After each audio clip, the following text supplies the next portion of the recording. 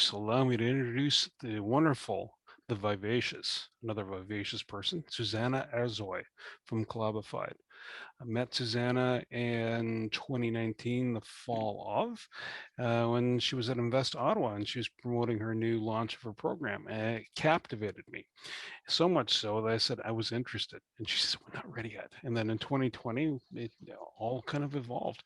She's got a background in the federal government where she's working there also. But she's got a really, really cool thing she's going to be offering. It's kind of like a Better Business Bureau and ISO on steroids. Anyhow, I'm going to stop because that's her stuff. Over to you, Susanna. Oh, I love this introduction. Can everybody hear me? Please, let me know if you can't hear, can't see, and anything. I love this introduction. Um, a little bit about me, just a second or before I start really with Clabified. I've worked both nationally and internationally. I've volunteered. I've lived and worked in 6 continents. I do speak 9 languages with a little bit of Swahili that would make it a 10th language. So sometimes the words don't come into the right language, especially when I'm angry. So you will often see me when I'm angry at my son switching from whatever language sounds like the worst and the angriest. So he gets the point. So he often would ask, "Mommy, what language was that?" So I do have that cultural background. I come from a mixed family as well, but I'm a proud Canadian. And Collabofy, the reason why is you see there's red and white and C, it's because it is a Canadian brand, and I do carry the Canadian pride very dear to my heart. So I love that you're part of Connect Ottawa. In fact, Collabofide is really sort of like the digitization, if you want to put it into Connect Ottawa, because the reason why we're here mostly, it's because we can see each other and we can talk to each other. And, I know who you are, you know who I am, and that trust is being built. So the question really became with Clabified, how can we do that in a world that if I can, if I don't have the chance to meet everybody and talk to everybody, how can we build this trust, this handshake? I'm going to start sharing my screen and start the video and my presentation. Please interrupt me for every screen. I'm going to pause and see if you have any questions. And we'll continue like that, because sometimes it may be too much to digest. And so it may not be conducive to have all the questions at the end. I can see some of you. Bernie, I can see you. Let me know if everything goes well. You could hear and you could see the video. I'll start with the video first. Today, we're really going to talk about trust in the online market space. Right now, there's very little information and tools to know if a platform is actually ethical. Should we care? Of course we should care. We do care about inclusivity. We do care about social responsibility. We do care about the environment. We do care. Okay, so I believe the video was you could watch it on YouTube, or you could watch it later, but it really is a representation of what's happening on the online space, and asking some of the questions. How can we distinguish with online platforms? Now, I just want to personally kind of go a little bit, a minute so to kind of explain why I started this business and why I really started Clabified. In 2013, like many of us, I got separated and I got divorced. And as many of us, I had financial difficulties. I started really looking for new ways of making money. And because I was full-time employed at the time in the government, I couldn't, I couldn't get another part-time job. So I was thinking, what other abilities, what other ways there are for me to make money? I consider myself an intelligent and educated person, so I should be able to supplement my income.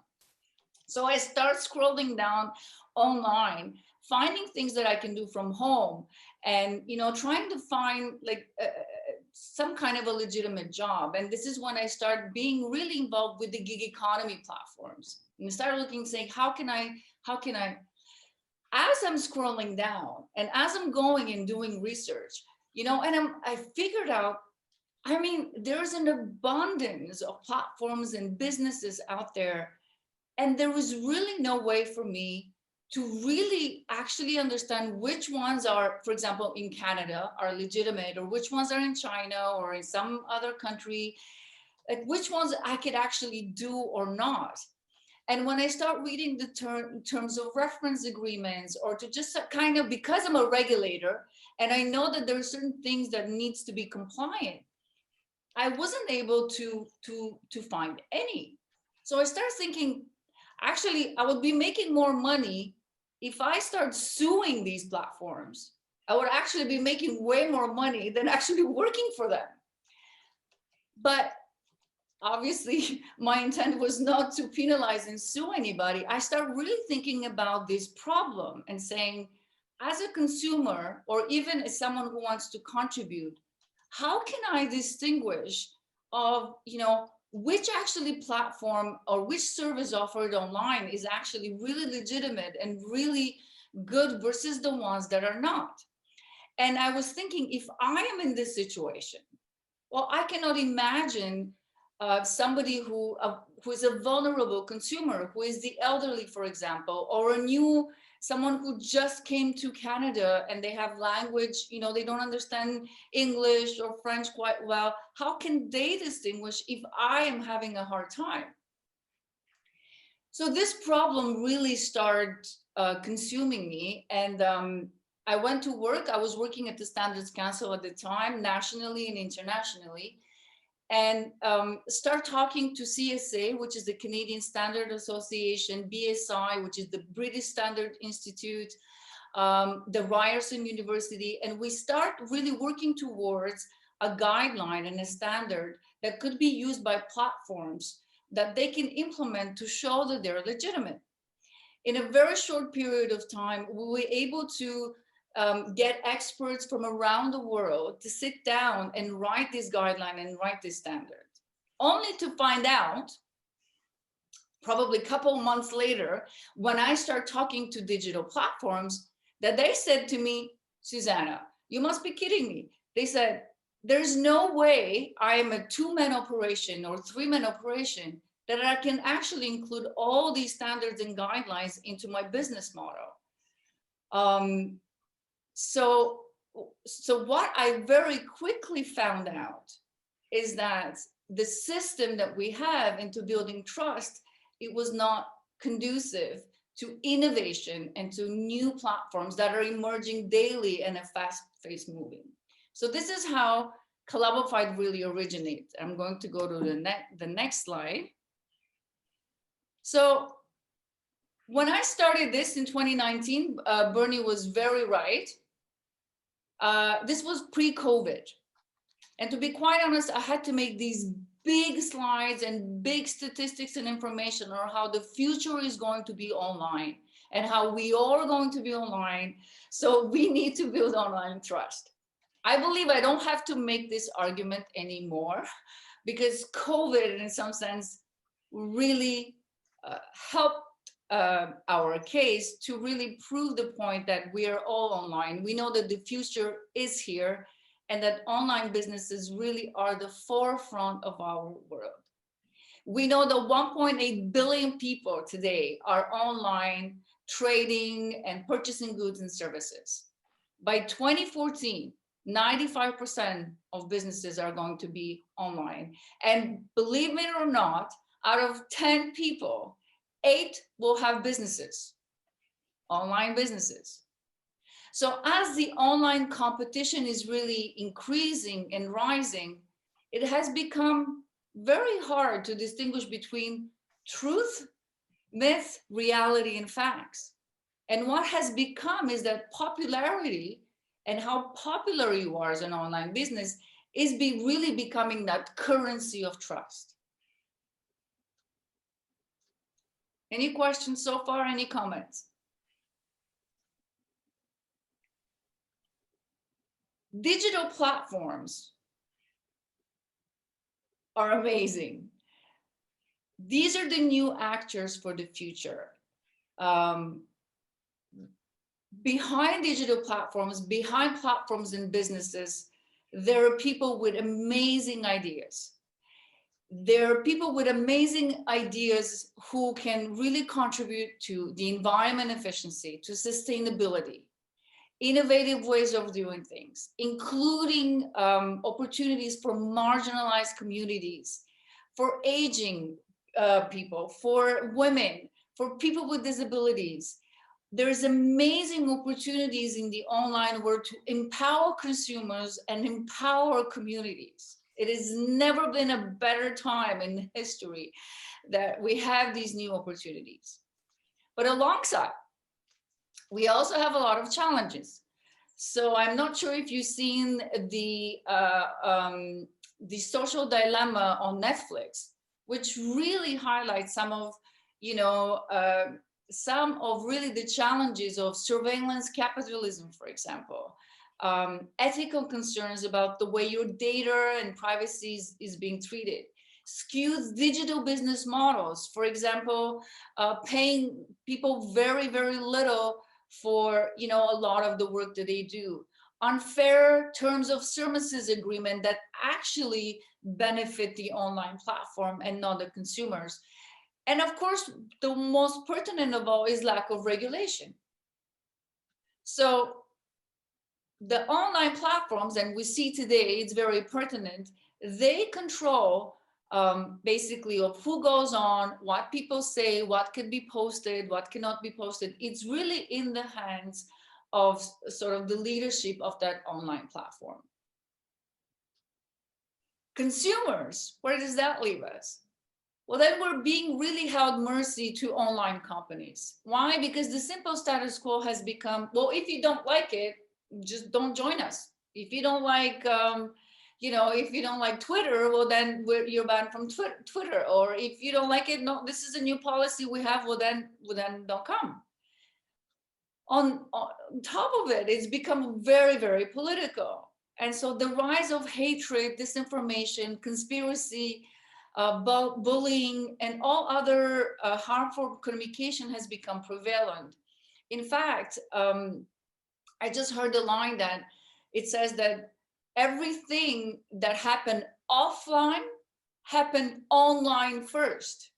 So online communities, building that sort of communities, and collaborating and that kind of sharing of information in some ways happened online first, and then actually transparency to the offline space, which is very different from the way we used to do things.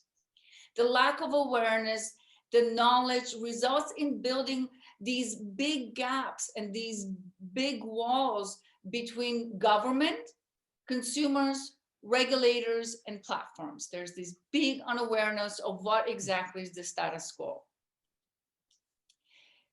Canadian Commission of Democratic Expression just actually released a report in January of 2021. And they are alarmed, and they came with 6 propositions, because basically the internet is all about scaling. And when we're scaling larger, if at the beginning we had problems, well, as we're scaling, we also scaling the program. So the program becomes far greater today than ever before. So why Collabofide? So we decided, rather than penalizing platforms, or rather than penalizing small businesses afterwards for not implementing something good and for not being good in some sense, why don't we give them the tools? And why don't we give them the information they need to actually set them on the right path from the very beginning? So Collabified's mission really became about the empowering online businesses to build a better world. We know that behind every online business, there is a great idea and a great person behind it. So we want to work with those people, and we want to work with those great ideas to become even greater and set them to really build that better world that they envisioned. We also want to be the tool of choice for online trust. Right now, you actually have two options to build trust. The first option is standards and certification. That is option one. You can go through the traditional forms of building trust.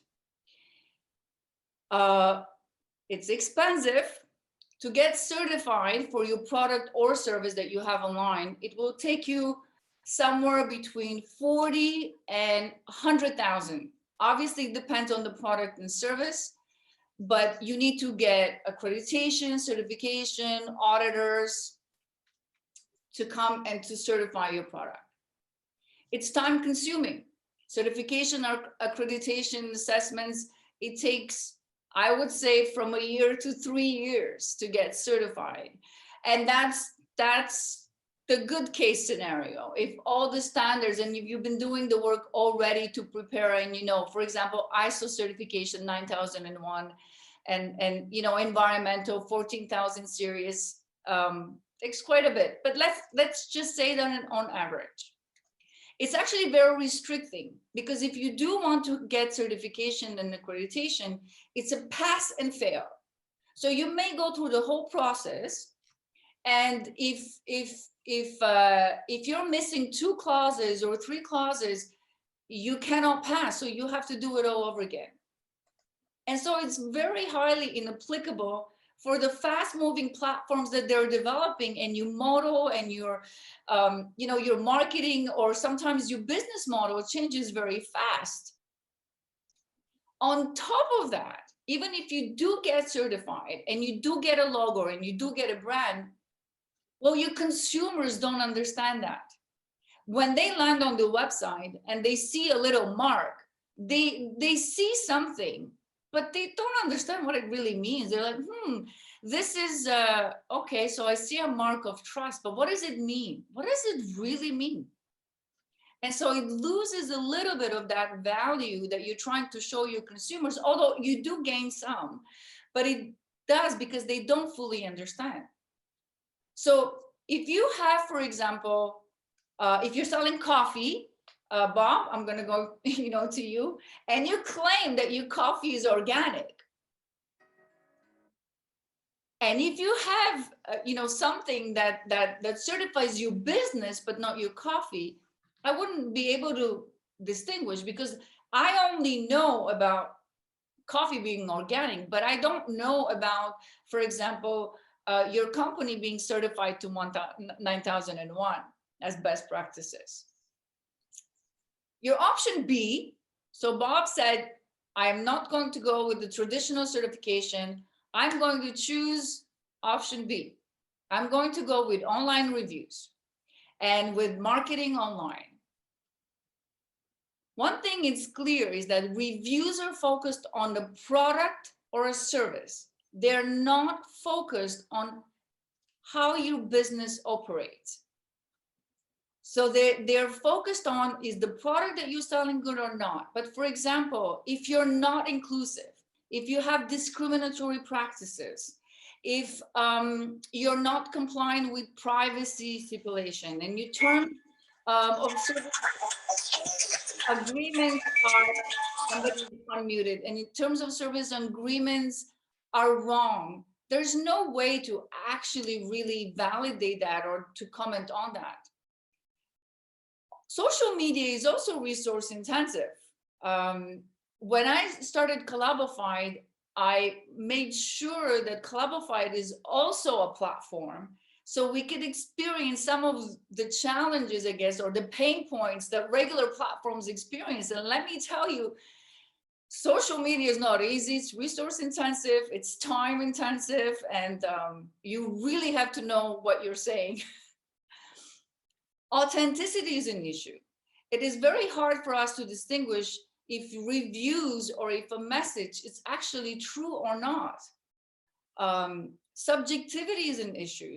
You could have 10 good reviews and one bad review can damage your online platform more than anything else. In addition, people who do write bad reviews could actually be sued. People who do write, good reviews and overly optimistic, there is no way to actually say what exactly they have evaluated. Any questions so far?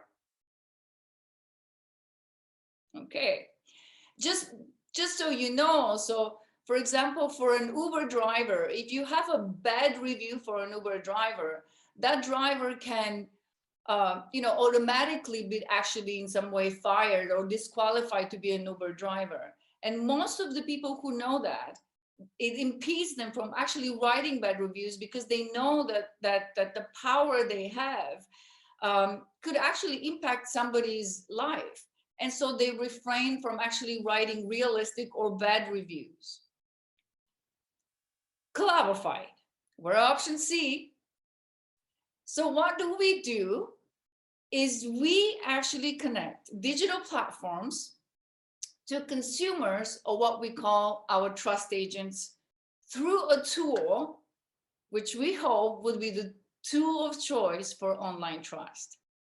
In essence, what we've done is we digitized assessment, but what we've done is that we made it accessible to consumers. And so we turn consumers into assessors.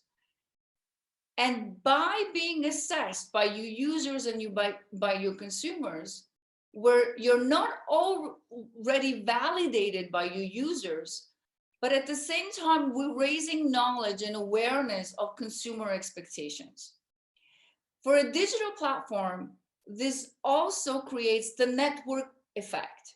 So as you are actually validated by a trust agent, because the trust agent has the ability to share that, and it's linked to all their social media profiles, it creates the multiplier networking effect. And so your validation is actually a validation by the people. And in this sense, we've democratized in some way the regulation and standardization, because we've made it accessible both to digital platforms and trust agents, consumers. So you're gonna ask me, how does it actually work? Like, how does it, come on, Susanna.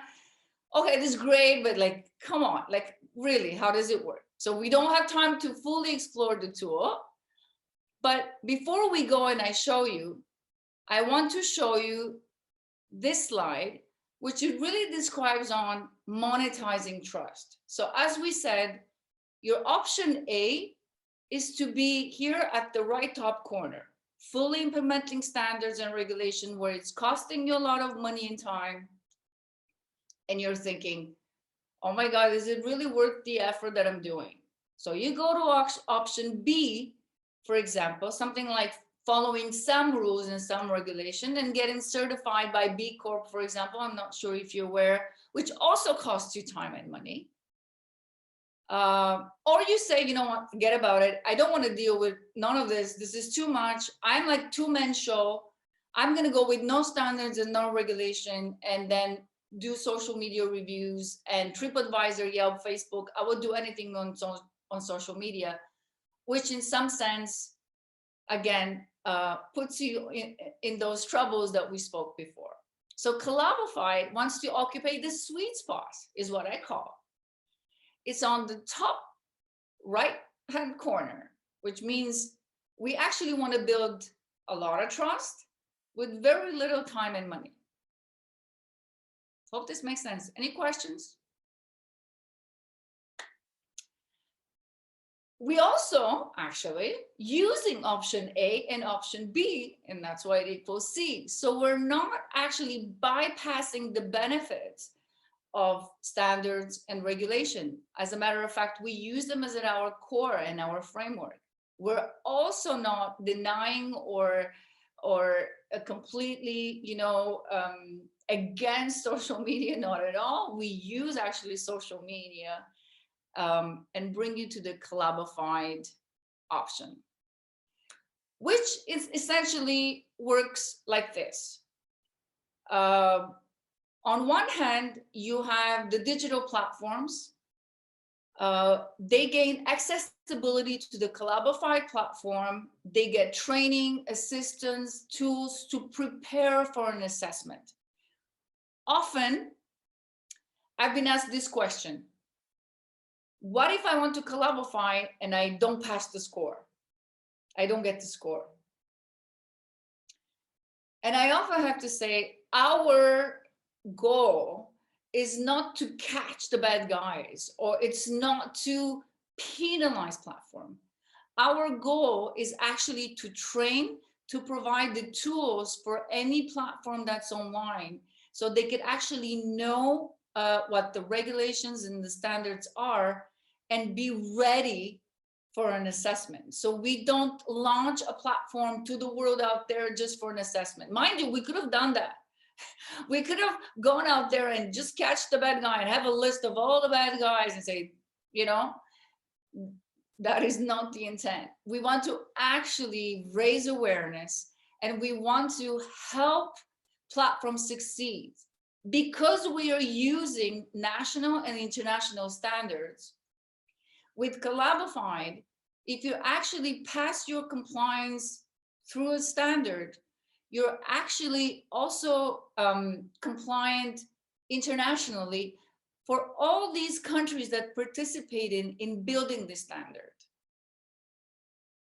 So by getting Clabified in some way, you're not only compliant in Canada, but you will be compliant in North America, in Europe, in France, and all those countries that endorse it. So we do provide the training assistance, the tool, and you can check as a platform, you can check progressively your score, and you can see what you're doing good and what you're doing bad as you go along. We provide 3 levels of assessment. So the first level is free. You can self-assess and see how you're doing. There is a partial assessment, where you get 5 trust agents, a limited number of trust agents to do the light touch of assessment. And there is a full assessment with additional benefits, which is being recognized by regulators, able to actually compete for procurement, for government procurement projects, and being endorsed by regulators in different organizations nationally and internationally as a legitimate platform. On the right-hand side, we have the trust agents, the consumers. They also sign up on the platform. They also get training. They also get tools for becoming trust agents. Once they're ready and they have completed training and they get the trust agent badge, they're now ready to actually be matched with platforms and conduct the assessments. Same idea, from any place, anytime, giving them the opportunity to actually supplement their income by not doing skip the dishes in some way, or by not doing work that for example they cannot put on their resume or their LinkedIn account. We want trust agents to be proud of the work that they're doing, and as they excel as trust agents, they can also use this experience and use this knowledge to excel in their own positions, to apply for promotions, to create new type of value added, not just for the digital world, but also for themselves, giving them the ability to really become experts in an area or field of regulation and standardization. Maybe here there is good to add is that we also match trust agents with platform in a very similar field. So for example, if trust agents are interested or good at financial, you know, they have their accountants, we actually match those professionals to platforms that are actually in that field because they're better. Or if you have a devotion to the environment and you really want to learn about the environmental sustainability, environmental standards, we do match you to platforms that actually have that goal in mind.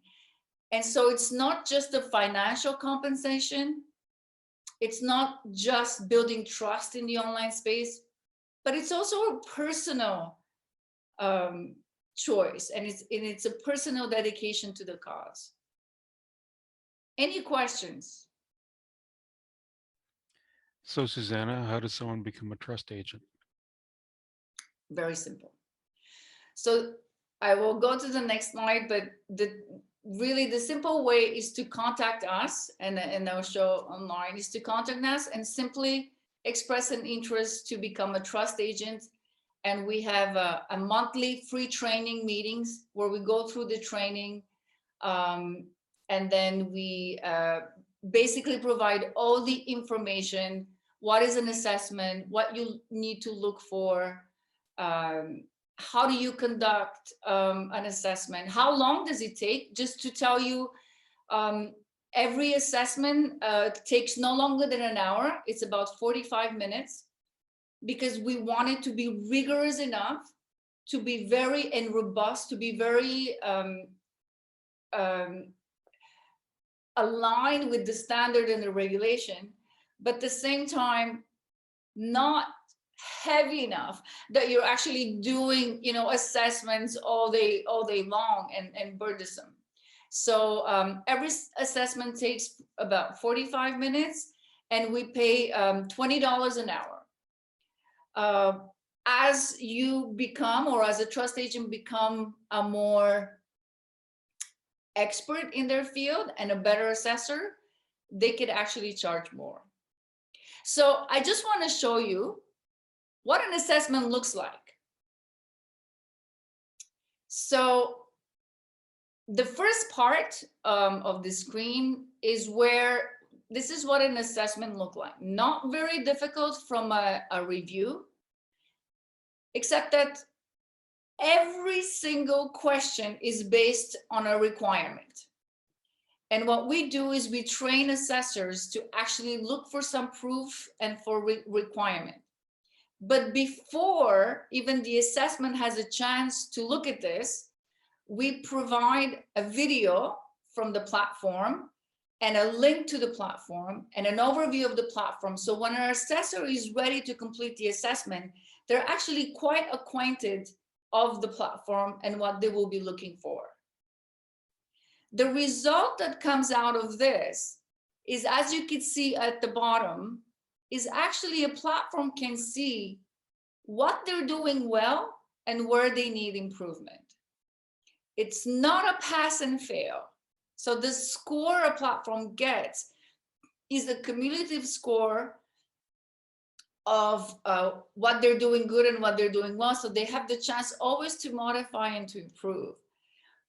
And that's why we say that Collabofide, we're also empowering the like button in some sense, because it's not only I like, but I can tell you what I like and what I don't like.